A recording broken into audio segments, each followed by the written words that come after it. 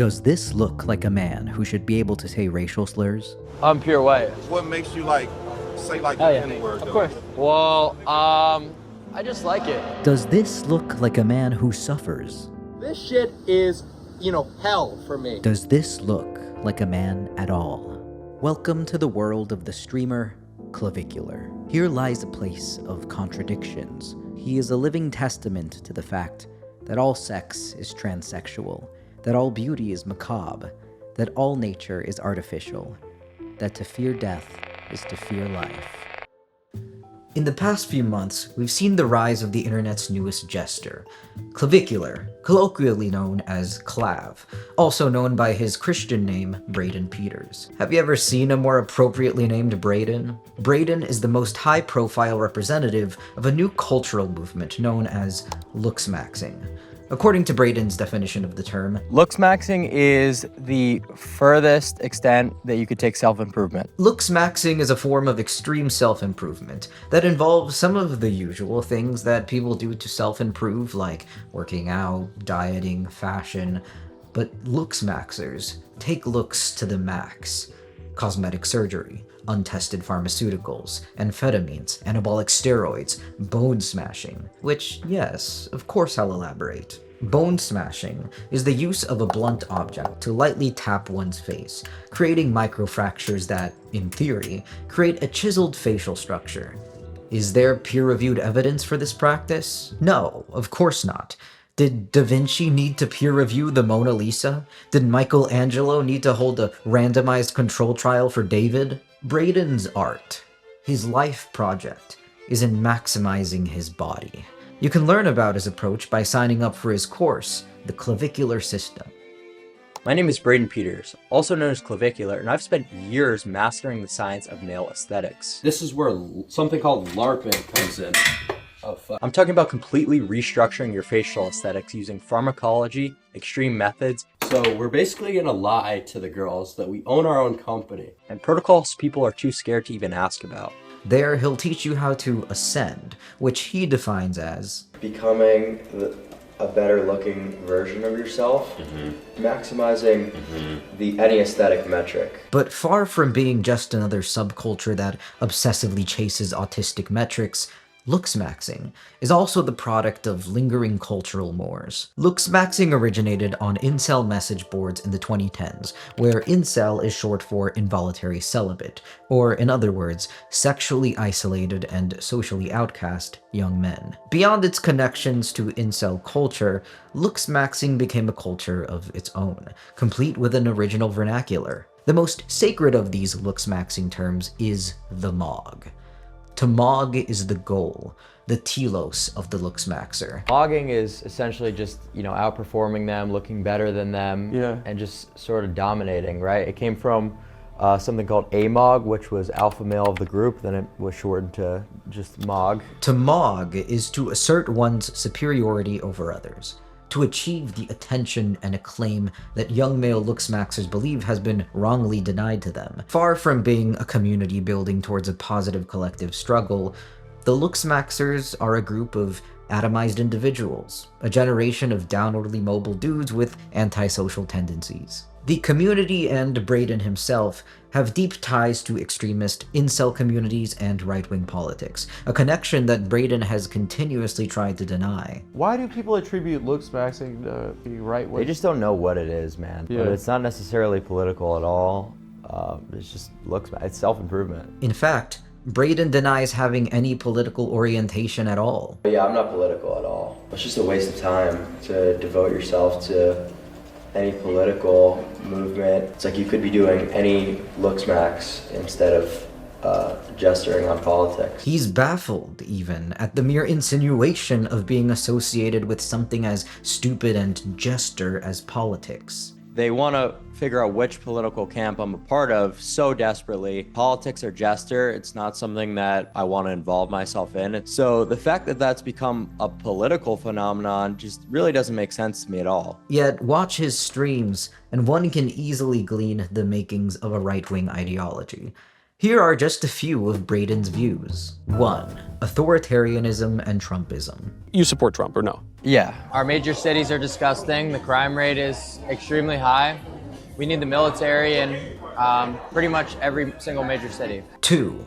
Anti-feminism. I think they still think that, a woman should be president, which is absurd to me. Throughout the entire existence of organized societies has been in the favor of men, right? It's been male-dominated societies. That's sort of what needs to be restored. Obviously, women aren't gonna hold themselves accountable and be moral people, so it's the job of men to shape the society, really. 3.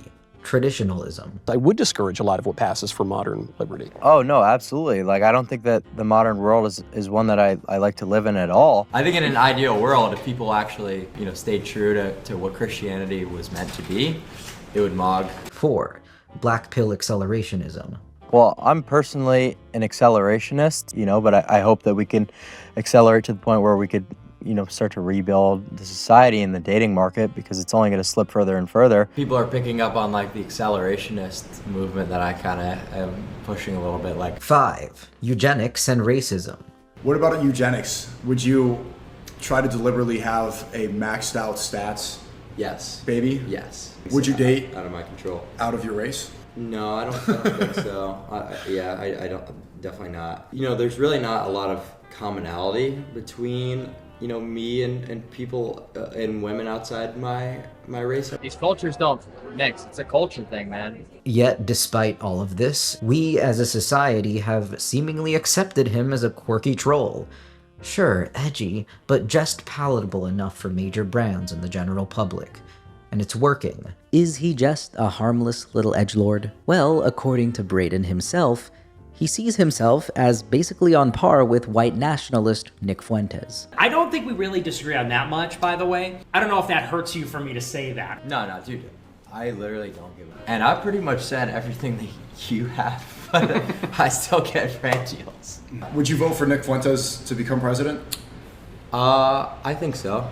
Yeah, I think so. I would definitely think that Nick would be good. And yet, the media plays him off as a sort of lost young boy. Having researched you, I was like, this guy's nothing like Andrew Tate or Nick Fuentes or Sneeko. I guess that's the new play. Make yourself seem like some silly, unserious dude, capture public attention, and then pivot. But I made sure to maximize my income, Looksmaxx, do all that. And now, okay, we're touching politics. I definitely pulled from you a little bit with how I went about my social media career. I'm gonna shift the Overton window myself. I'd rather come in with the heavy hitting stuff and kind of pull people in my direction. Thanks to the plausible deniability he reaps from his not quite political branding, we're seeing an epidemic of Looksmaxxing language infecting the culture. And sure, a lot of these people are making fun of him. He's really easy to make fun of. Do you think Epstein mogs? What? But it seems like some people mimic Braden's language as a way of putting on some weird cultural performance of what they think is the newest, coolest, edgy internet trend. My community is wondering if you could sign it as Mogger in Chief.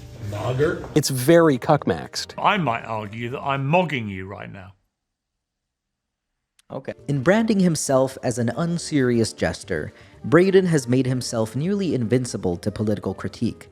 The moment you describe him as what he is, you either get a bunch of chuds telling you that, come on, he says he isn't political, so just shut up. Or even worse, that, yes, he is a racist, and that's why we like him. It seems that no one knows how to talk about clavicular, only that we have an incessant urge to talk about him endlessly. Some people seem to take him at his word, that he isn't political. I know you're not political. I know you hate talking about politics, and the last thing I want to do is trap you in a politics rabbit hole. Others seem to take him too seriously by centering him as the object of some over-intellectualized social criticism, which, yeah, guilty as charged. Or, on the right, by claiming him as the vessel for their particular flavor of right-wing extremism. We need more young white men to say it's cool to be white. Yeah. Meanwhile, libs and lefties, stuck in perpetual 2019, continue to recycle the same old complaint we hear anytime mainstream news outlets cover fringe online communities. You're normalizing extremism! We have to stop platforming fascism! And here's the thing. As a woke myself, I understand the concern. But have you seen who the President of the United States is? Fascism is already platformed. Extremism is already normal. It's over. We lost. Clavicular Braden does not represent the normalization of an abnormal ideology. He represents one last dying attempt at social transgression on the part of a very boring and unfortunately normal right-wing cultural movement. Fascism is mainstream. It is institutional. It is the status quo, and in light of that, contemporary fascists who rose to power by pioneering anti-woke edginess want to hold onto any last bit of subversiveness, transgression, or coolness that they can. This is the problem with trying to cancel Braden. Oh, he said a slur? That's crazy. Have you seen who the President of the United States is? Braden doesn't want to spread new ideas. He wants to make fascism, a very old and debunked boring ideology, seem new and fresh, edgy and transgressive. When Piers Morgan asks Braden to apologize for gleefully singing Heil Hitler with a group of racist misogynists, would you like to apologize? All that Morgan has accomplished is in providing Braden another moment to ascend. Would you like to apologize for being with Ghislaine Maxwell and being in the Epstein files? No. Would you like to apologize for that? No, because I've told you, I'm in the Epstein files. No apology. Based. Yeah, no, Epstein had aura. You don't know. The only winning move is not to play. Why do you think people want you to have politics? You know, maybe people on the right want me to be like their guy or something like that, or you know, just associate me. Most people are political, right? But I'm like this sort of completely new way of thinking that's so apolitical, and people don't really know how to categorize it, so they're just like trying their best to figure out like what is this guy talking about. But yeah, no, it's not political at all. In other words, it's not that deep. But it's always that deep. As much as Braden claims to be apolitical, as much as he claims to not care, claims to be purely self-interested, what could be more political than a movement that claims to speak up on behalf of an alienated social group? Today's political claims most often take the form of a request for recognition. A request often rooted in the pain of feeling unseen, unheard. So I'm here to see, to hear. A grace I know that they would never return to me, but that I offer because there is no greater political danger than unrecognized pain.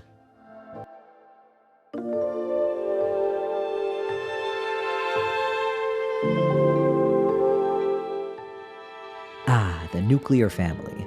2 children, a white picket fence, a barbiturate-fueled housewife, and a closeted homosexual breadwinner. No wonder the boomers became such pleasant and generous people. Hey, Grandpa. Thanks for keeping an eye on all that generational wealth and political power. It's not like we need it or anything. As much as we'd like to believe in the 20th century suburban nuclear family as the most natural form of human civilization, it is, at its core, an artificial construction that existed for a brief historical intersection of generous government welfare, racialized housing policies, and the exploitation of women's unpaid labor. So, no. This image of American life was never God's ultimate plan for the universe. It was an exceptional thing that happened at like one point in human history, but is now the axis on which all of our culture turns. But why? And where did the nuclear family go? So, a few things happened. Feminist movements challenged traditional gender roles, civil rights challenged neighborhood segregation, and neoliberalism destroyed the American welfare state in the 20th century. All of the institutions that once structured traditional male identity in America, like the idea of a stable breadwinner, unpaid domestic labor, the patriarchal private sphere, all of these institutions began to slowly erode. To top it off, Ronald Reagan began exhausting every possible way for capitalism to screw over working families. Wealth began to concentrate among the upper classes, unions crumbled, median male wages, adjusted for inflation, peaked in 1973 and have barely recovered since. No more breadwinning. In comes decades of free market capitalism and a culture of rugged individualism. Neoliberalism, this new trend that pushed economic markets to the center of everything, infected every part of society, including love. It's amid these developments that a fringe group known as pickup artists emerged. This new genre of gurus and coaches claimed to hold the secret to what they began to call the dating market. Just as the rest of society submitted itself to the logic of financialization with pickup artists, so did love and sex. The way that pickup artists saw it, love functioned like an economic market, as a mess of self-interested individuals with quantitative value. Want to attract a partner? Well, increase your sexual market value. Optimize yourself through consumptive practices. The self is human capital. Sexual access is a return on investment. Dating is a meritocracy, and it's up to you to meet the standards. By the 2010s, several decades of neoliberalism and free market ideology have passed. Financial capitalism blew up the world for a moment, leaving many with the suspicion that perhaps a free market meritocracy isn't actually real. This post-financial crisis cultural re-examination of free market financial capitalism similarly affected the way that men understood their place in society. Patriarchy promises men opportunity, success, and love by virtue of being men.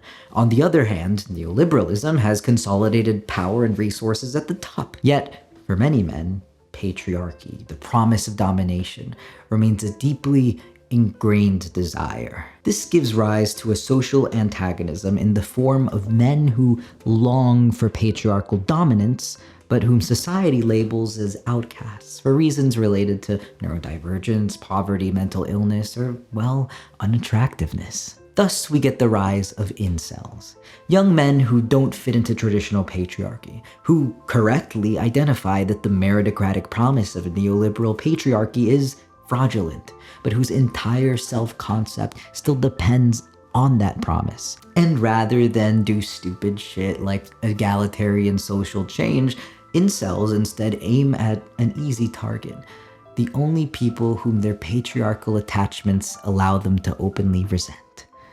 Women. For some incels, this resentment leads to a path of self-destruction, antisocial behavior, public violence. But some still remain hopeful in other ways. Perhaps it's not that their domination has been denied, but deferred, and is waiting to be claimed in the one domain where the fruits of domination might still be possible: the body. This is how Looksmaxxing offers a way out. The first traces of the term Looksmaxxing appeared on the incel forum lookism.net in the mid-2010s. Lookism, according to incels, is a widespread social bias against those who don't fit traditional beauty standards. Looksmaxxing acts as a response. Because I can tell you, when you are not attractive, your life is hell. I've experienced it. And then when you start to get a little bit of good looks, everything changes. It's like a switch flips in your life. At least I tried to fix this fucked up situation that is the society in 2025. The extreme methods that Looksmaxxers use to change their bodies serves as a positive manifestation of how totalizing the obstacle of lookism feels. Our case study, Braden Eric Peters, fell into the world of Looksmaxxing in the early 2020s. But before he became Looksmaxxing's most public advocate and the internet's favorite jester gooner, he was just a kid in a regular family, growing up in America's jester gooning capital, New Jersey. For as long as he could remember, Braden didn't really fit in with everyone else. While you were out doing random bullshit in high school, I was sitting there on my computer, dedicating myself, researching the best way to maximize myself. Were you a loner growing up? Yeah. A fact that Braden often attributes to his self-diagnosed neurodivergence. Do you think you have autism? I would say that I am definitely on the spectrum. Braden grew up in an age of loners. Born in 2005, the peak of MySpace, YouTube's birth year, 1 year into Facebook's existence, he was born in the thick of a digital revolution. With social media, your particular shade of anguish could be magnified, amplified, given a name, an identity, a cause. Big tech companies track every detail of your life, hooking you with targeted content, advertisements, products, keeping you in a cycle of meaningless consumption. I recently tried cleaning my email inbox, and there are already over 4,000 messages. Please, someone tell Temu to leave me alone. We need alternatives to big tech. That's why I use Proton Mail. It's clean, it's secure, it's free, and it just works. While Gmail literally puts sneaky targeted ads directly in your inbox, Proton Mail doesn't have ads. It doesn't track your data, and it even blocks other companies' email trackers. And trust me, people are hungry for your data. You can't even breathe these days without needing to sign up for some app, surrendering your email to the ether. By the time you exhale, your email is on a Malaysian database being auctioned off to Romanian crypto scammers. Don't you just love globalization? It doesn't have to be this way. Proton Mail lets you create unlimited email aliases, protecting your primary inbox from spam and scams. Trust me, you are not immune to scams. These days, phishing emails are getting scary good. I get fake sponsorship emails all the time. Great start. We appreciate the consistency and expertise in your recent efforts. We would like to hear your thoughts on how to collaborate. Wow, Shore Media wants to work with me? According to Gmail, this email was totally fine for my primary inbox. But if I were using Proton Mail, their advanced phishing protection would have absolutely stopped me from giving my bank information to Anna6570762@gmail.com. And when I do legitimately need to send some juicy sensitive information over email, I trust Proton Mail's encrypted email to ensure that my private information stays truly private. There's literally no reason to keep relying on big tech's slop mail. Proton Mail has an easy-to-use migration tool that lets you transfer emails, calendars, and contacts. And Proton doesn't just deal in emails. They've got free cloud storage, free VPN services, an online word processor. It's never been easier to completely de-Google your life. Sign up for Proton Mail for free today at proton.me/Alex. Thanks to Proton for sponsoring this video. So back to Braden. Filled with anguish, a teenaged Braden fell down the incel and right-wing pipeline. So for a while I was hyper-fixated on politics when I was growing up in high school. At some point, the pipeline led him to incel forums like Looksmaxxing.org. Then it kind of, evolved into Looksmaxxing. Old posts reveal the hell that is the interior life of Braden Peters. Guide to how I avoid as many interactions as possible. I dread talking to people IRL, even if it's for 30 seconds. Here's how I say 50 words or less per day. I wake up 30 minutes earlier than I have to so that I don't have to see my parents in the morning. I get up at 6 a.m. for school, even though I don't start for like 2 hours after that. I just sit in my car and wait for it to start. Don't walk into class first or last, both of which draw attention, which I don't want. Start counting your words. You shouldn't be saying more than 50 to 100 words per day. When I get home, I try to go straight to my room without seeing my parents. I always greet my dog though, because I love her. This is the only female I will ever feel a connection to. At age 14, to escape his anguish, he fully dedicated his life to Looksmaxxing and began taking anabolic steroids, working out, bone smashing, and other things, which I don't know if I can say out loud without getting demonetized. Why did you do this when most 14-year-olds don't? Well, so I'm a bit of an autist. As he came of age, he began taking a DIY approach by doing things like performing cosmetic procedures on himself. This is the part where I think I'm legally required to say, don't try this at home. Braden posted his exploits on the Looksmaxx forum under the new name Clavicular, slowly growing a following for his infamous dedication to the max. When would it stop for Braden? What was the goal? As Lacan famously said, a man's desire is the desire of the other. Braden's desire to be desired would never end. His anguish never tempered. The farther he went to maximize his looks, the farther he found himself from fulfillment. I can't even talk to people without, version of benzos, just to be able to have a conversation like a normal person. Is that supposed to be entertaining to you? So this shit is, hell for me. More than anything, what Braden really wanted was to live like any other normie dude bro. I wish I was walking around the dining hall like a normal kid, hanging out with my buddies in college, right? Even if it's coke. In 2024, he almost got that chance.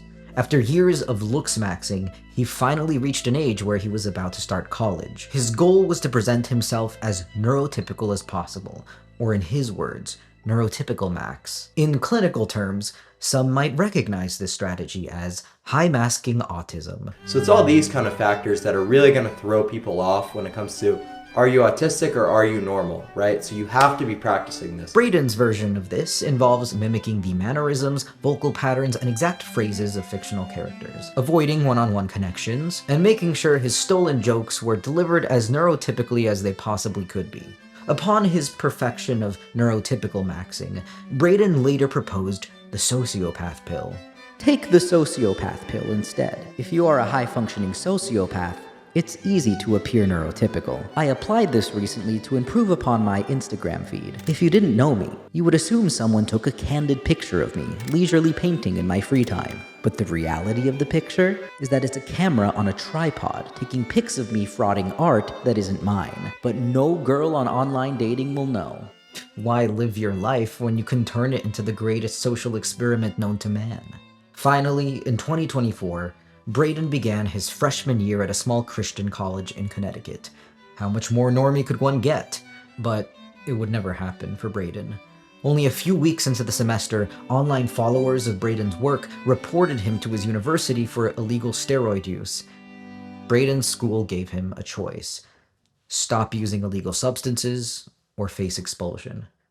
Braden left it all for Looksmaxxing. Like when I got kicked out of college for roiding, taking testosterone, I had the option, to potentially get, reinstated if I proved I wasn't taking the roids, but I said no, f that. I'm gonna continue with my Looksmaxxing. I'm fully willing to, sacrifice my degree, for Looksmaxxing. That's how much I valued it. This was the beginning of what he was always meant to be. While working full-time at a restaurant to pay the bills, Braden pushed himself further into the public eye on TikTok, fully embracing the clavicular persona. On social media, Clavicular became a name unto himself, launching a streaming career, talking with other fringe online figures in the manosphere, and filming himself going out into the world, putting his skills into practice. Most of Braden's streams fall under the IRL genre, short for in real life. These streams take place in, you guessed it, real life. IRL streamers allow their audiences to live vicariously through eventful excursions into the real world, performing outrageous acts like going outside and talking to people. And frankly, clavicular streams are fascinating. My favorite, Clavicular at Arizona State University, is a work of high art. An over 9-hour excursion into crowds of inebriated broccoli-headed Zoomers. The stream became a viral hit in early 2026. And how could it not, with moments like this? Appreciate you. Crimson Tide? I don't use Snap. You got me by a lot. I stopped gymming. Yeah, dude.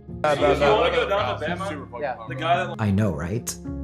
I didn't notice anything either. Literally nothing is happening. In fact, it impresses one with how little happens throughout these streams. Part of the art of a clavicular stream lies in clipping, the purposeful curation and packaging of viral moments. The reposted clip I just showed you has been viewed tens of millions of times, with the intense caption, Clavicular ran into a frat leader at ASU and got brutally frame-mocked by him. This one viral clip, where literally nothing happens, created an entire saga, a Mog War. The number 2 ranked Chad Androgenic flew all the way in from Australia to defend Braden's honor against the ASU frat leader. This naturally initiated World War Mog. Unfortunately, the peace treaty was rejected, and as you can tell, the global geopolitical situation has been a mess ever since. Hundreds of clavicular clip accounts have appeared in the last several months, creating stories out of Braden's little universe, introducing new Chads, ranking Chads on the official Chad rankings. This is a world where one cannot simply eat a burger, one instead burger goons. If there's anything to appreciate about a clavicular stream, it's in its role as a cultural artifact. These streams are ethnographic research materials, a glimpse into the life cycles of young normie straight people with all of their frat parties, men in tight suits in terrible clubs, and sexual desperation. The endless stream of non-conversations. How's it going? How's it going? How's it going? How's it going? How's it going? How's it going, man? How's it going, man? How's it going, man? How's it going? How's it going? How's it going? How's it going, fellas? How's it going, buddy? How's it going? How's it going, brother? How's it going? How's it going? It paints a dreadful image of heterosexual courtship shackled by the tyranny of neurotypical slop. This is part of the latent political claim in Braden's work. Normie heterosexual culture sucks. The parties suck. The music sucks. The conversations suck. Everyone wants something from everyone else, and they all seem to resent each other for it. Watching Braden's streams makes one hyper-aware of the worst aspects of single life. This is, in part, because Braden's streams are meticulously planned around showing the most annoying and pathetic parts of it. How planned out is a stream for you? I'm extremely meticulous. People don't realize like how much work goes into it and how many like people are actually working on my stuff. Clavicular isn't a one-man operation. One might more aptly call it a variety show, or even better, a freak show. Like all freak shows, it contains an implicit narrative about normativity. According to Braden, he's telling a story about gender. I'm talking about men's issues and kind of identifying with that, and no one's been a spokesperson for, you know, the struggle. I think young men like feel kind of understood by my messaging. To understand what's new about Braden's message, we have to unpack what came before him. You'll notice he referenced the manosphere, an online subculture led by various influencers who promote misogynistic ideologies. The manosphere operates off of a concept known as the red pill, a reference to the protagonist's moment of choice in the movie The Matrix, where the blue pill represents the choice to remain in a false world of illusion, and the red pill represents leaving the world of illusion for a true reality. In the context of the manosphere, the red pill metaphor alludes to a supposed political enlightenment. Taking the red pill means that you, as a man, have awakened to the fact that feminism and the sexual revolution has led to the degradation of the dating market, men's status, and society as a whole. Feminism has gone so far, and the sexual revolution, and it's making men weak-willed, and that has tons of societal implications, you know?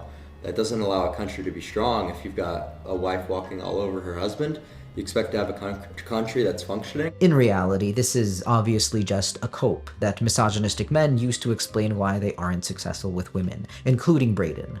Let us examine some of the so-called facts that Braden has faithfully repeated. First, the claim that we live in a hypergamous society, or more specifically, that women disproportionately date above their status compared to men. Braden loves to repeat the same statistic. The bottom 80% of women are going for the top 20% of men.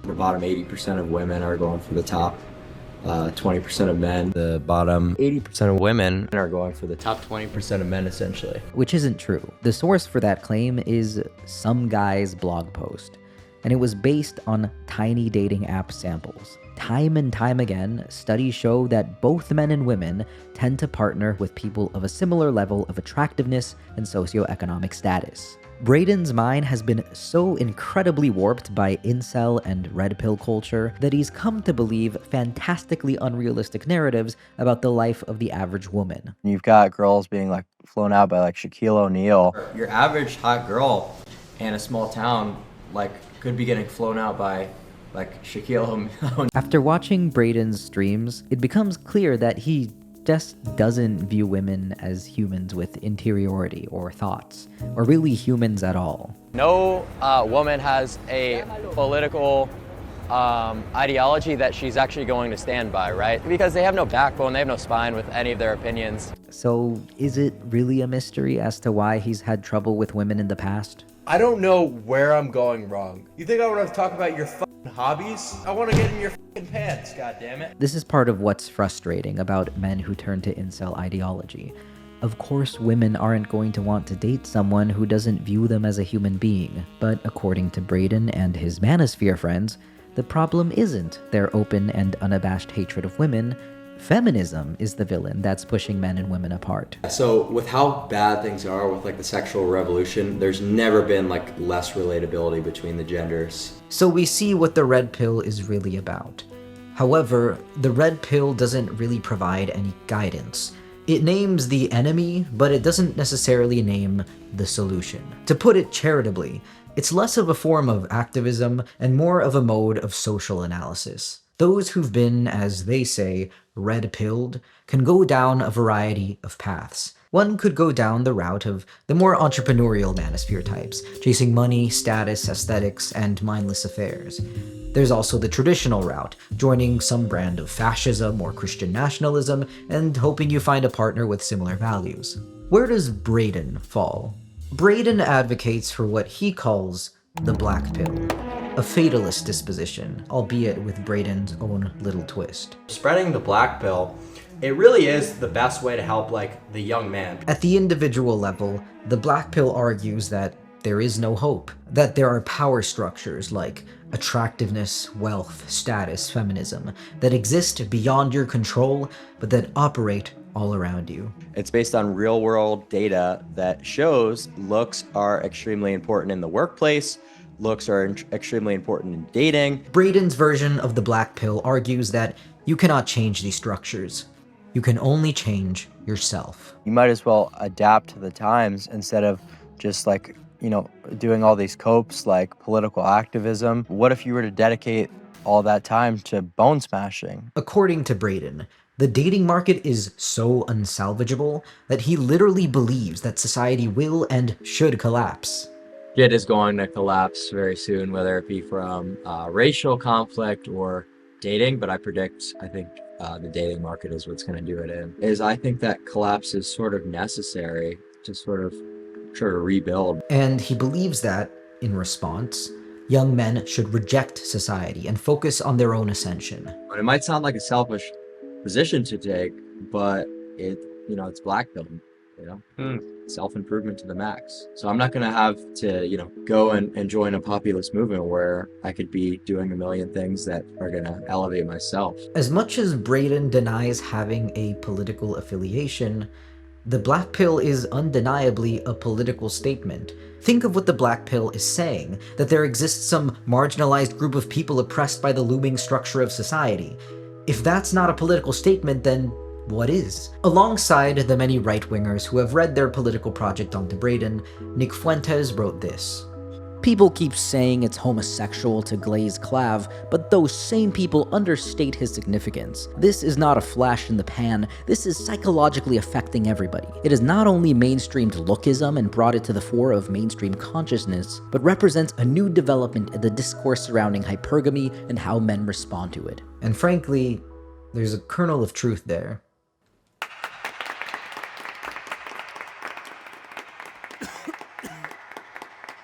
Braden and I come from the same generation. We are a generation born of post-9/11 paranoia, post-financial crisis instability, post-Trump cultural transgression. In essence, we have grown up in a century mired by insecurity over the status of American hegemony and all that it represents. Me and Braden come from a generation that has witnessed the instability of, for better or worse, patriarchal masculinity, young people's financial security, of any optimism for the future itself. We are a generation that longs for some kind of language that actually speaks to the structural failures that have constituted so much of our upbringing. While prior generations, like the baby boomers, saw the expansion of capitalism as an extension of their own coming of age, Millennials, Gen Z, and Gen Alpha have only known capitalism as this looming, impenetrable source of instability. And even though we feel that, not all of us have come to identify the economic component of these structural failures, and instead cling to easy targets that ironically end up exacerbating the problem. The red pill, the manosphere, Braden, as terrible as they may be, are all giving voice to something real. That young people's deep alienation is the sign of a deep institutional failure. Unfortunately, there isn't really a strong democratic movement to address these problems in the United States. After the destruction of socialist movements in the McCarthyist era, the fall of the Soviet Union, the kneecapping of unions and labor laws, and the destruction of the welfare state through austerity, there hasn't been any mass movement for economic-based democratic demands in decades. The only way we've been taught to address social concerns is through the language of identity. And don't get me wrong, identity-based grievances are powerful, and marginalized groups have historically been some of the strongest defenders of democracy. But the simultaneous destruction of the language of economic-based struggle alongside the centering of purely identity-based language, has foreclosed the possibility of genuine structural change. In times of alienation, people latch onto their identity as their chosen form of political activism. So, can we really be surprised that young men, lonely, downwardly mobile, restricted by social norms that they didn't choose or want, restricted in the way that we all are, have no outlet of seeking relief for their material struggle, and instead voice their concerns through the specificity of their identity with the hope of finally being seen. It was only a matter of time before people like Braden or the Red Pillars came along to vocalize the disaffection of men who belong to a generation that has given up on the idea of social change. And I get it. Politics doesn't feel like a real thing that people actually do. It doesn't feel attainable.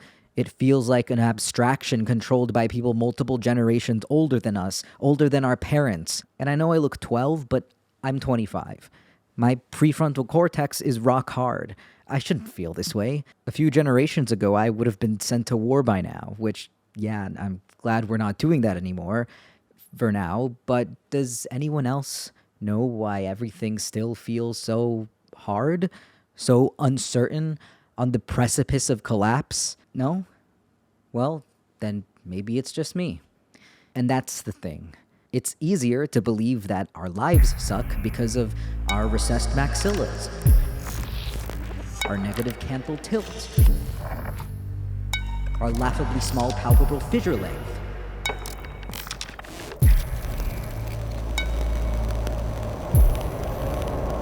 the black pill is one expression of the current system's failure to provide an outlet for political struggle, or even any political meaning. For years, we've been denied a language that could adequately describe the wound left by structural failure. The black pill is an identification with this wound, and really one I truly understand. For it is far easier to become a symptom of a world without a future than it is to live in one.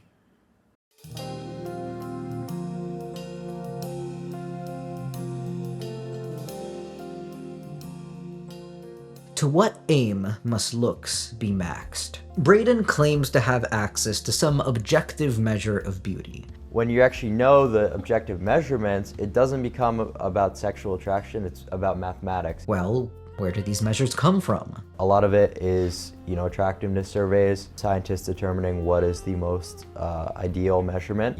Even something like the mid-face ratio tracks back to ancient Greece. Here, Braden invokes two forms of authority. On the one hand, the conservative desire to protect our most enduring ancient ideas, and on the other hand, the progressive impulse to measure progress through the lens of scientific legitimacy. This allows Braden to bestow Looksmaxxing with two powerful forms of cultural authority. That's part of what makes his worldview so attractive. It gives people a past and a future through an investment in bodily ideals. It's a comforting sense of certainty. Sorry, but both of these cultural impulses are fake and gay. Let's clarify a few things. Braden's conception of beauty and self-improvement is nothing like what the ancient Greeks were doing. This probably isn't a revelation. No one expected Braden to be an expert on the Hellenistic world, but I think the distance between Looksmaxxing and ancient self-improvement actually helps us understand where Looksmaxxing goes wrong. In The History of Sexuality, Volume 3, French historian, philosopher, gay guy sociologist Michel Foucault recounts the ancient Greek practice of epimelia heautou, or as he translates it, the care of the self. This involved athletic training, philosophical reflection, dietary discipline. The care of the self was the method by which you learned to operate yourself as a full person, a citizen, a husband. Imagine this practice as the ancient predecessor to Looksmaxxing, and now stop imagining it. They are fundamentally different. The Greeks were not trying to maximize themselves against some universal principle of perfect selfhood. The care of the self was more of an ethical practice, concerned with the aesthetics of the practice, and the art of existence. There was no higher purpose to the act of self-care. Self-care was the higher purpose. Over the course of several centuries, we see a radical shift in what it means to care for oneself. As the Greeks turned into Romans and then Christians, the practice of self-mastery fundamentally changed. At some point in history, the Christians began to fear eternal damnation, which led to an obsessive preoccupation with determining the status of their impending judgment. Were they to be damned or not? In Christianity, we see a different relationship to selfhood emerge.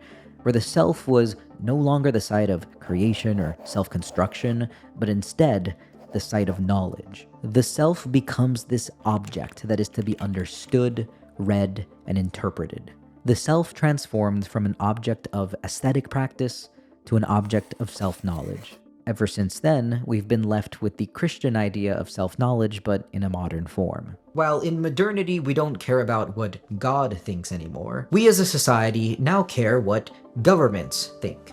We care about what schools, bureaucracies, laws, psychiatric and medical knowledge have to say about our selfhood. Or even more recently, what social media metrics, hypervisible beauty standards, or swipes on dating apps say about our self-worth. In the modern world, we turn to these institutions in an endless quest for self-knowledge, in an endless quest to make ourselves legible and therefore valuable to the gaze of the other. As Foucault puts it, there has been an inversion in the hierarchy of the two principles of antiquity: take care of yourself and know yourself.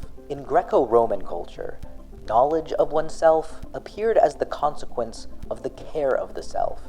In the modern world, knowledge of oneself constitutes the fundamental principle.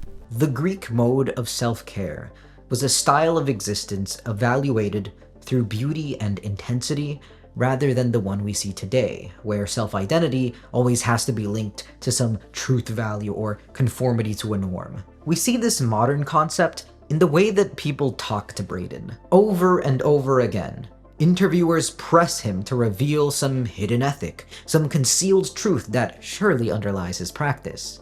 Why do you want, what is looking better for? And then there's something spiritual. Isn't there something to be said about building character? Right. I'm someone who just wants to mog, essentially. I don't really care about, getting girls. That's kind of lost its novelty. At this point, I just want to mog people. They're only going to look at the final product. Why do people seek to find the hidden truth behind Looksmaxxing? Well, because that's what we do. Modernity has left us with this deep need to find hidden meaning in everything, which sucks because we live in the postmodern moment, where nothing really seems to mean anything. So when some funny clown man named Clavicular comes along, stomping all over our jester desperation to find meaning in things like politics, identity, spirituality, and ethics. Well, I just think that Looksmaxxing is truly the better route to take. Rather than spirituality. It feels new, profound even. In fact, this rejection of hidden meaning is what Foucault believed to be the route towards a truly radical overturning of the current system of selfhood. What strikes me is the fact that in our society, art has become something which is related only to objects and not to individuals or to life. That art is something which is specialized, or which is done by experts who are artists. But couldn't everyone's life become a work of art? Why should the lamp or the house be an art object, but not our life? On its surface, it almost seems as if Looksmaxxing could inherit the radical legacy of the Greco-Roman model of self-care. Could Looksmaxxing finally help us realize that the purpose of life is not to find purpose, but to truly live it? To turn that living into art via practice? Of course not. Braden and the Looksmaxxers aren't constructing themselves towards an art of self-mastery at all. They're trying to make themselves legible to a system of hierarchical norms, and in that way, doing the most submissive thing one could do. Looksmaxxing is not a form of ascension, nor a form of self-creation, but a form of self-annihilation that compels one to submit completely and totally to society's gaze. What is fulfilling about Looksmaxxing? What would you say? Just, the micro interactions that you have on a day-to-day level. So your fulfillment is like people generally are nice to you as strangers, like when you're out and about? Yeah, I mean, certainly. I think anyone who thinks about Looksmaxxing for more than 1 minute can see that it isn't actually about self-mastery, but complete self-cuckery to the gaze of the big other. The looks in Looksmaxxing is not a proprietary look, as in a person's own looks, but the look of the social, the way that one is looked upon. Even as Braden claims to be above social norms. I don't think being a normie is good. I think I'm very happy with my brain chemistry and my vision on the world. It's clear that he isn't. I wish that I wasn't a fucking autist doing this rant right now, I wish I was walking around the dining hall like a normal kid, hanging out with my buddies in college, right? Even if it's coke. But I don't want to immediately dismiss Looksmaxxing. I think there's a radical kernel at the heart of it in the form of the question it takes. What does it truly mean to master oneself? Is the pursuit of self-mastery, of self-art, always going to end up reproducing existing norms and therefore the domination inherent to those norms? What does it mean to truly turn one's life into a work of art? Even if college is the dumbest fucking thing known to man, I wish I had that experience and you guys took that away from me. So this is what you get. This is not character development. This is a horror story.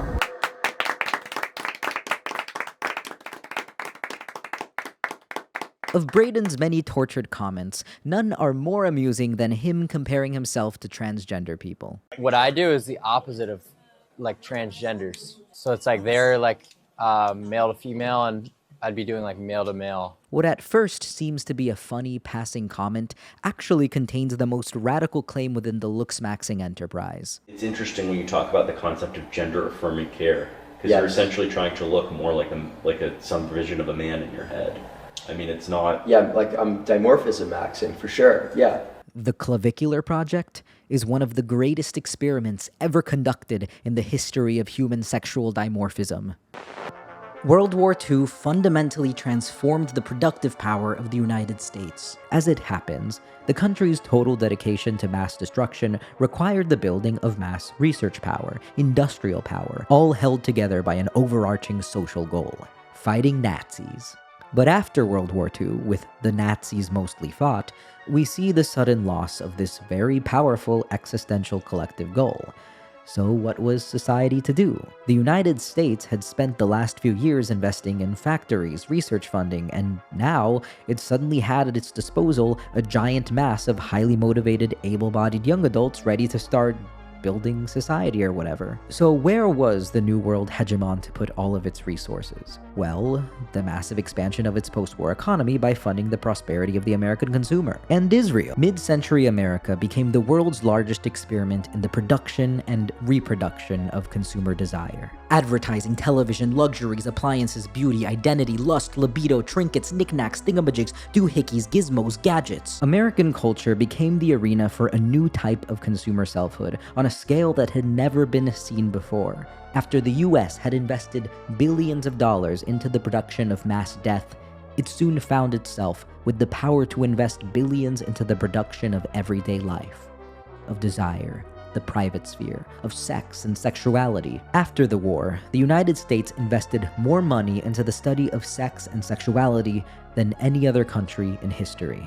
The US used its research power to synthesize, for the first time ever, human sexual hormones: estrogen, testosterone, progesterone. If hormones could be artificially synthesized and distributed, then the entire system of gender faced imminent collapse. Throughout the mid and late 20th centuries, we see the expansion of a commodified bodily regime of technoscience, the study of human sexuality through the Kinsey Report, the mass commercial production of male and female hormones, the explosion of pharmaceuticals, supplements, cosmetic products, male and female identity as active fictions constructed by commercial visual culture. What started in the 20th century continues today.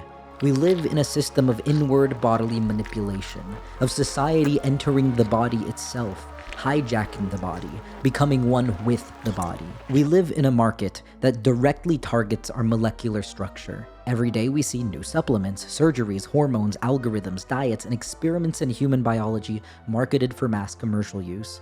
But make no mistake, this video is not a eulogy for the human soul. The soul is just an abstraction. At its worst, a prison. If Braden claims to be dimorphism maxing, Dimorphism maxing, for sure, yeah. It's only because we are all dimorphism maxing. We are all compelled to conform to a system of binary bodily discipline.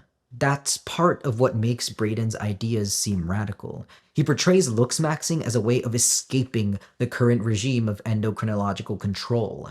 The endocrine system is the ultimate evil, right? Just avoid the whole endocrine system in general. Just get the fuck off that shit.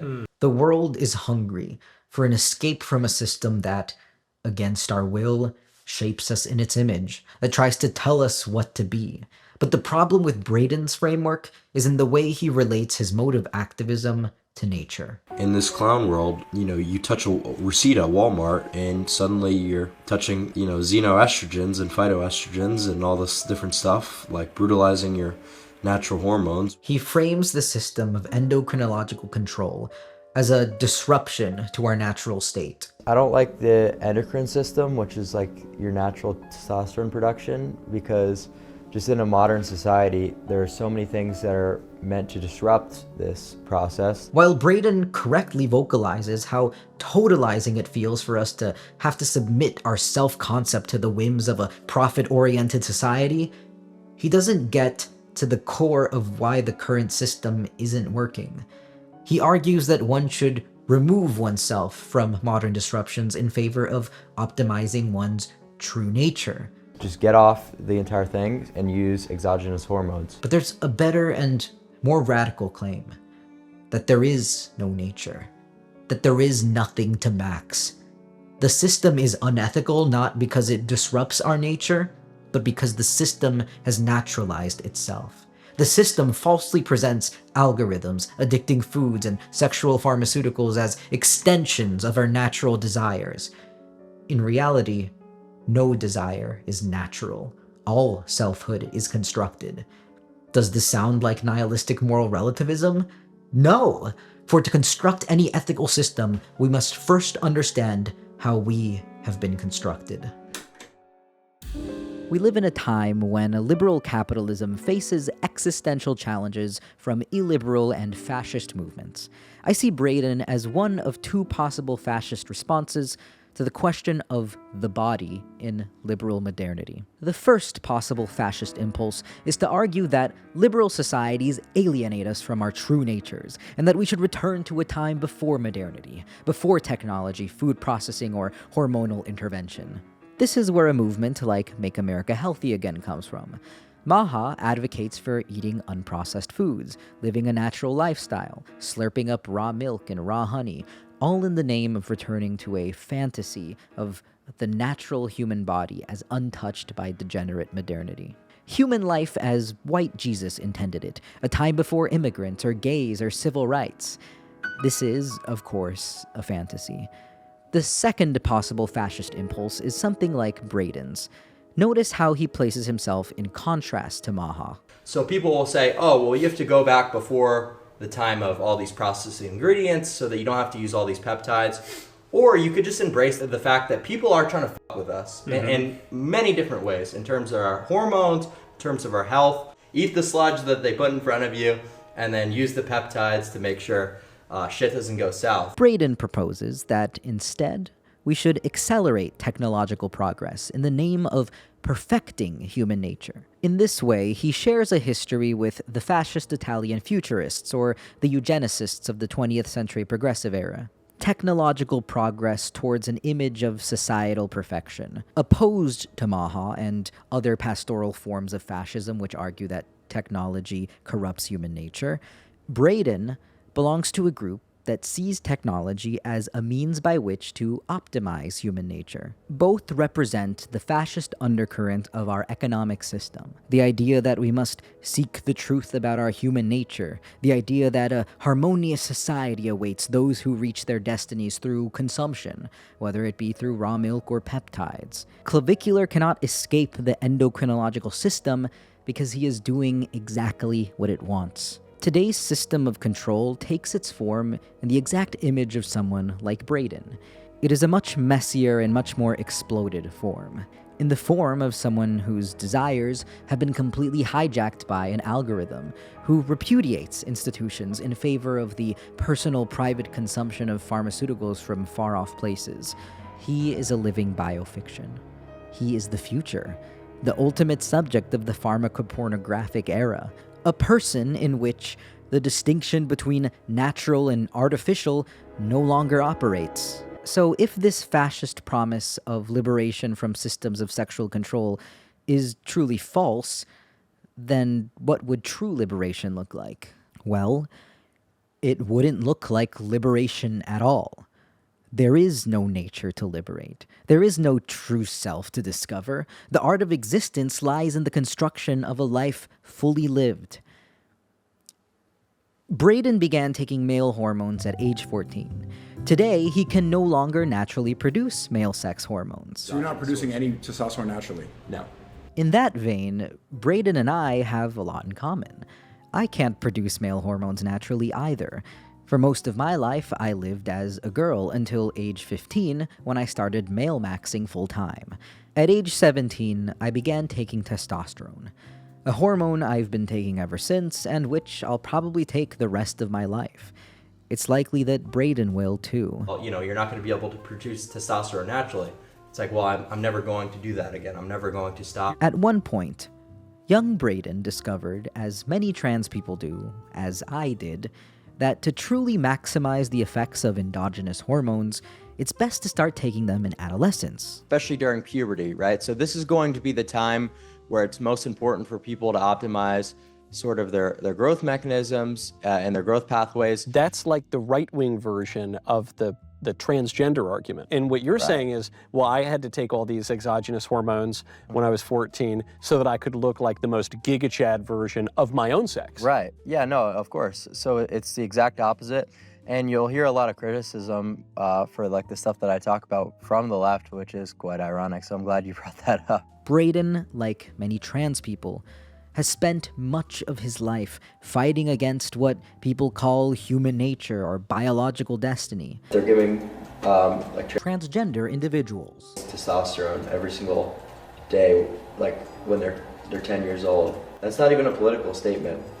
I don't care about that at all. I'm just saying, like, I should also be able to get testosterone. When Braden's university confiscated his hormones, he described the agony of going without them, going as far as to call it medication. When you take away what's basically like medication, especially while they're developing, and you make them go hypogonadal, everything emotionally is out of whack because they take away stuff that I need to maintain my hormonal stability. Truly, what is the difference between me and Braden? Between Looksmaxxing and gender-affirming care?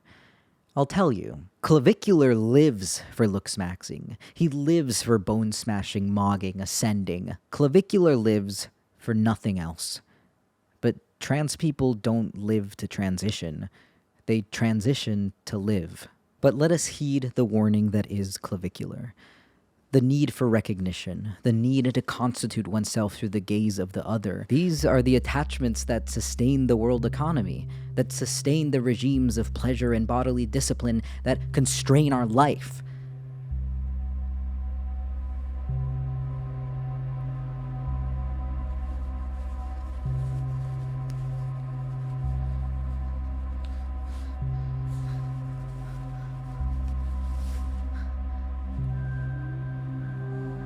That whether you like it or not, live within you. For all of recent human history, social movements have sought freedom through institutional recognition, in closing the gap between their identifications and the institutions that recognize these identifications.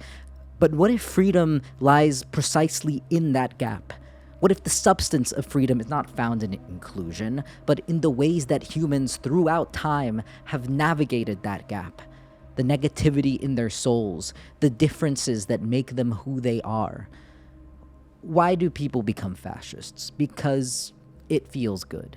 It feels good to submit yourself to the gaze of hegemonic desire, and it reaps infinite reward. Your sexual market value goes up. You get to mog and max.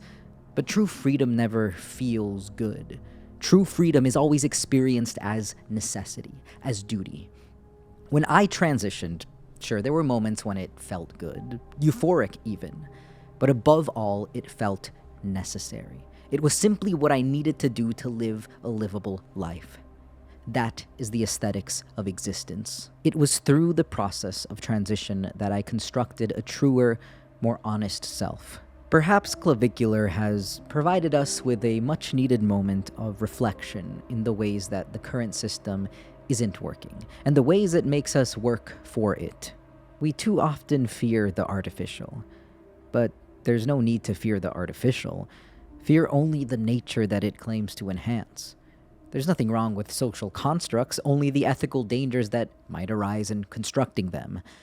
We shouldn't be afraid to be ourselves, but we should reject the idea that there is only one way to be a self. What might the world look like if hormones were no longer the property of certain groups of people, certain identities or genders? What would it look like if we seized the means of self-production? This is not a call for gender abolition. Far from it. I don't want less gender. I want more of it. For everyone. Take the testosterone. Have the surgery. Hack your body. Don't do what you want. Do what you must. Hey guys, the video actually isn't over. It's over when I say it's over. So I'm really lucky to be able to call YouTube my full-time job, but the channel often hangs on by a thread. It puts me in a tough position as I have to balance using this money to pay my bills, pay rent and live, but also fund the videos and keep the main channel videos free for everyone. So if you're in a position to support the channel at all, I would really appreciate you helping make these videos possible by contributing on Patreon. The Patreon is full of exclusive content like video essays you can't find on YouTube, and my podcast, Peer Review, where I talk to other creators. Just to be TBH and sincere here, the people on my Patreon tend to be some of the most thoughtful, interesting, and critical people in this whole void we call the online political sphere. So, if you've been looking for a left-wing online space that isn't a cesspool of rage, but that's still entertaining and forward-facing and based, the Patreon community and Discord community honestly give me a lot of hope. You can access the Patreon for as little as $2 a month, which is less than the price of a Taco Bell burrito. And what a shame that is, huh? The videos on my YouTube channel are free to watch, but they aren't free to produce. So I'd like to give a huge thanks to everyone currently supporting the channel on Patreon. WR, Owen K, 6 Slugs, A Pile of Candies in a Corner, A Silly Goose, Aaron Harmadi, Adam C, Adrian, AE, Ahmed Harasik, Aiden Kadzierski, Aiden Lisandro, Aluri, Aeon Mirror, AJ, Alex Cox, Independent Queer Tech Podcasts, Alex French, Alex Moores, Alex N, Alexander Novitsky, Alexander Smallwood, Alina Agarkova, Amaranta, Amor Ciendi and Shakespeare Play-by-Play, Annabelle, Andrea Maurizi, Andrea Schreiber, Andrew Jude, Anne, Ant Avila, Anthony B, AP Zelos, Arcee, Ari Lord Piru, Ari the Warrior, Armin Ritchie, Arto, Arun Danti, Arushi Oberoi, Ash Flynn, Ashley G, Ataplease, Audun Elvanis, Aravale, Autumn Woolidge, Ava Orkut, Avery, B. Grace, B. Doots, Bartolos Flute, Birick, Beatrice Dahl, B. Becca B, Benjamin Perry, Benjamin Stellhorn, Bert Spilpenning, Belua, Bex David, Big Guy Goon, Bitchy, Bjorn Schfunk, Black Gesso, Bobby Jane Disforges, Boy Waste, Brandon Uzumaki, Brianna, Brenda Macias, Brenna, Brennan Moore, Brett Medley, Bridget Rogers, Buffet Time, Caffeinated Raptor, Campbell William Schaefer, Candace H, Captain Mikey, Captain Praxis, Casey, Kat, Kaylin S, C. Schaefer, Celeste Irwin, Cern Donut, Chabby, Chop Macabre, Charles Harrow, Charlie Rose, Cherisher of Cats, Chloe Phone, Chris GK, Chris Scalzi, Christine O'Don, Christopher D, Clam, Cleo Batali, Cloudy, C Metal 1124, Koiris, Conan, Cosmic Spring, Captain Viridian, Dan, Daniel Drexler,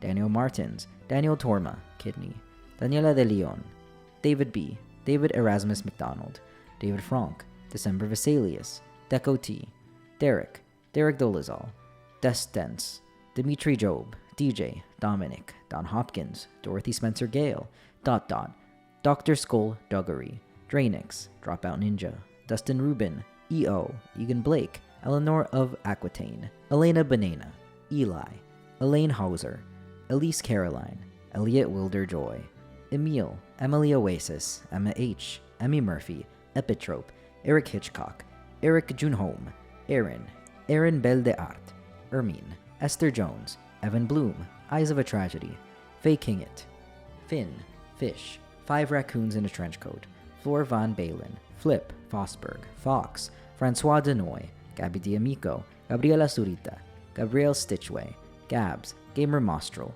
Garbage Patch Kid, Georgie Dan, Jan Belang, Gibran E, Gosia Duda, Greg YouTube, Grayson Spencer and Jose Argueta, Griff Q, Jim Cap, Hannah Bryan, Heather, host of Craftlit, Helios 13, Henry McCready, Hida, Hog, Honeyzilla, Hope Jason Tuliana, Hunter Mon, HVAC Ghost, I Am Good Enough, Yenti Gray, Ice Zaffrey, Ilana C, Illuminat, In the Pass Lane, Ipsy, Irritated Nick, Isaac Uduj, Isa D, It's May, Ivana, Ivy McLaughlin, Ivy Panda, Jack Bennett, Jack Engelbrecht, Jackie Boy, Jahan Jeong, Jake Demarest Mays, Jake Vossen, James Henderson, Jamie Hughes, Jamin Flood, Jason Wolf, Jackson Jesse, Jay Eaton, JD Forth, Jean L, Jennifer A. Callahan, Jenny Tang, Jeremy Winter, Jest, Jiminy's Journal, JMI2K, Joe Bethke, Joe Bierklin, Joey Skiles, John Armstrong, John Molesky, Joshua Clark, Jackson S. Costello, Joy Palmer, JT, Julie Warner, Julia Lavender, Juniper Brown, Justin Chapman, Just Ono, Kane Zielinski, Carson McCoy, Katie Lil Genquist, Kilmani, Kiara Exley, Kiara Williams, Killa Whale, Kit, Keaulo, Comey, Kravitz, Kristen Sardis & Co., Kylie Younger, L, Lady of the Night Vale, Lagak Lizard, Lampshader, Lauren Walsh, Lav Mana, Leash, Liam, Linshi, Lindana, Lindsay Mercer, Link Play Space, Lisa Martinez, Liz Hirschman, Liz Valentine, Logan Lind, Logan Yu, Logjack, London is Falling, Luce, Lucid, Lucy Wasmuth, Louisa, Luke Lindsay, Lulu Cat, L Winner, MF, MH Danigan, Mahala Byrne, Malpertuous, Manway, Marco Sanchez, Maria Ione Still Wants Waffles, Marked, Martin Artega, Merixis, Mars Rover, Mate Metzing, Matthias Bedino, Matt Reed, Maya S, Maz Swift, M Doglover, Megan Lowndes, Mia Ogolo, Michael Chen, Michael Gillespie, Meek, Mike Carter, Miku's Wife, Mingo, Miranda Johnson, Miska, Miwomi, MMM, Mo, Monica Morton, Monty42, Misadventure, Muhammad Amory, MX, Naomio, Nate the Brick, Nathan Lund, Nawerg, Neoparm 2, Nice Morphism, Nick Erzetich, Nico, Neural Brewers, Noah Baldwin, Nolan Wiedemer, Non Tyler, Ola, Omar Apollo Strongish Soldier, Ope Tetris, Orankers, Owen Pattinson, PEA, Paige Ray, Parpoof, Pasta Camel, Pat Leon, Patrick Luce, Paul Anthony Atkins, aka Jeronis Leror, Paul Bird, Paula Merle, Pabloni, Penguin with a Tie, Pepper Pengu, Phantom Flavor, Philly the Theybe, Philippa, Plato in the Rave, Pooja Mudasani, Proquar, Punish Snake, Quack, 777 777777 777 777 777 7777777. I'm only gonna try once. Raiden Roseboro, Raman Ramirez, Ranchi Beeves, Ray Paramo, Rain B, Rebecca Villa, Ricci, Richard Knight, Robin, Roderick, Rosemary of the Sea, Ross, RSS, Ruby Dext, Rune the Lysianthrope, Rune PG, Riley Ammons, Sam Bennett, Sarah O, Sarah S. Max, Scout O'Keefe, Sean Petrick, Serena Stuber, Serial Fire, SG, Shay Andrews, Shane Young, Shannon Also, Shake Faisal, Shifra Williams, Shyam, Simon, Ski, Smogman, Sophie Morrison, Sour Spout Scout, Spaghetti Raccoon, Spiffalo, Spinoli, Stanelliot, Staz, Steven Herzog, Stolit Silas, Sunshine Type, Super Unsubtle, Swiss Woke, Sydney Schultz, Taika Grubich, Tedney, Terry, The Mandalorian, Theo, This Guy Donor, Tim B, Tim Barrett, Tim the Canadian, Timo, Tofu Gore, Tom Hempel, Tony Whitson, Toothless Hawkins,